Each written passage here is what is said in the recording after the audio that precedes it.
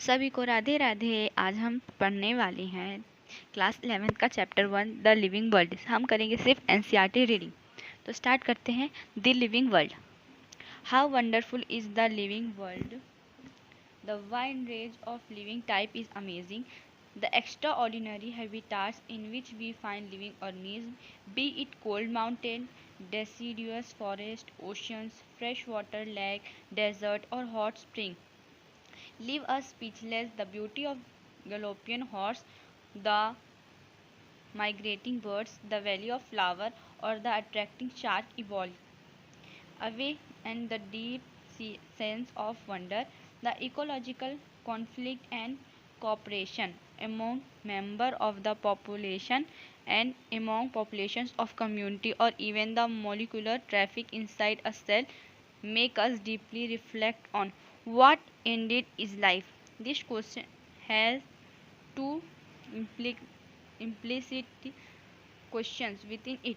The first is a technical, or the sixth answer to what living is, a opposed to is a technical one, and sixth answer to what living is and opposed to a non-living, and the second is physiological one, and c sixth answer to non-living, and the second is physiological and seeks to answer what the purpose of life is. And scientists, as we shall not attempt answering the second question, we will try to reflect on what is living. Now 1.1, what is living? When we try to define living, we conventionally look the distinctive characteristic exhibited by living organisms: growth, reproduction, ability to sense environment. The amount of suitable response come to our mind immediately as unique feature of living organisms.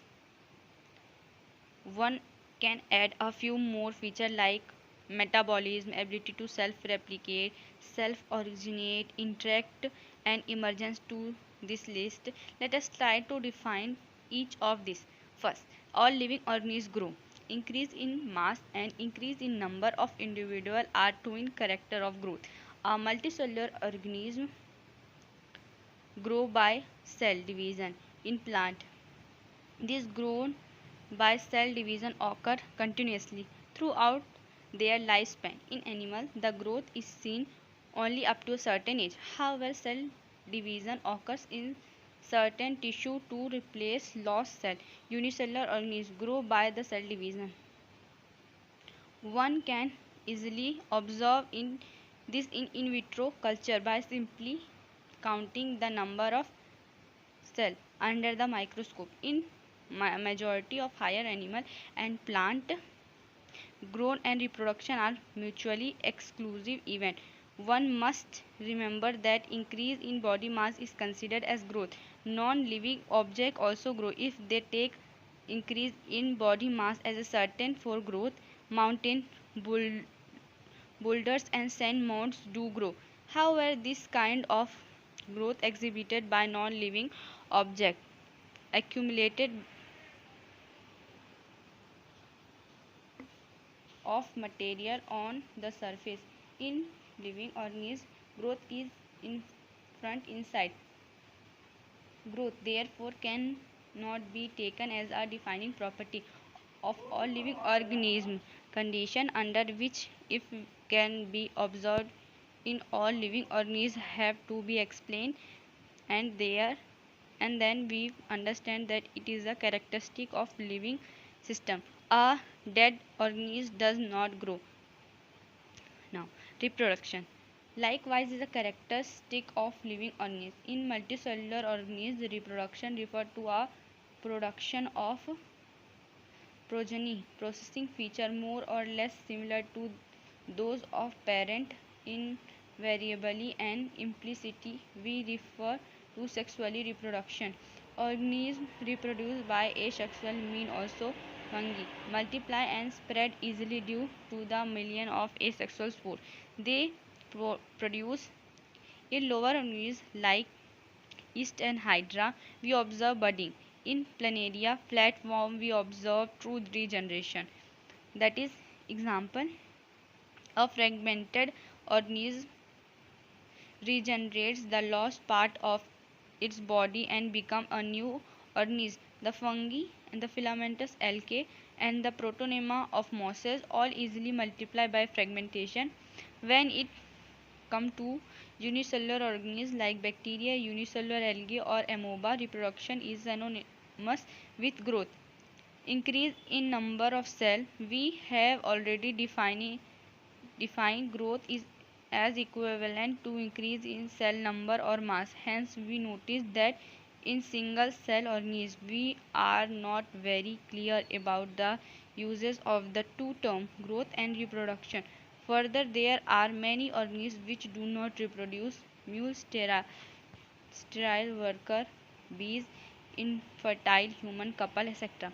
Hence, reproduction also cannot be as all inclusive defining character of living organism. Of course, no non living object is capable of reproducing or replicating by itself. Now, another character of life is metabolism. All living organisms are made of chemicals. The chemicals, small or big, belongs to various classes, size, function, etc. are continuous being made and changed with some other biomolecule. This conversion are chemical reaction or metabolic reaction. There are thousands of metabolic reactions occurring simultaneously inside all living organisms, be they unicellular or multicellular. All plant, animal, fungi and microbe exhibited metabolism. The sum total of the chemical reaction occurring in the body is metabolism. No non-living object exhibit metabolism. Metabolic reaction can be demonstrated outside the body in cell-free system and isolated metabolic reaction outside the body organism perform in a test tube, neither living or non-living. Hence, while metabolism is a defining feature of all living organisms, without exception, isolated metabolic reaction in vitro are non-living things, but surely living reaction. Hence, cellular organism of the body is defining feature of life form. Perhaps most obvious and technically complicated feature of all living organisms is this ability to sense their surroundings or environment and respond to their environmental stimuli, which could be physical, chemical, or biological. We sense our environment through our sense organ. Plant responds to external factors like light, water, temperature, other organisms, pollutants, etc. All organisms from the prokaryotic to the most complex eukaryote can sense and respond to environmental cues. Photoperiodic affect the reproduction in sexual breeder, both plant and animal. All organisms handle chemical entering their bodies. All organisms therefore are aware of their surroundings.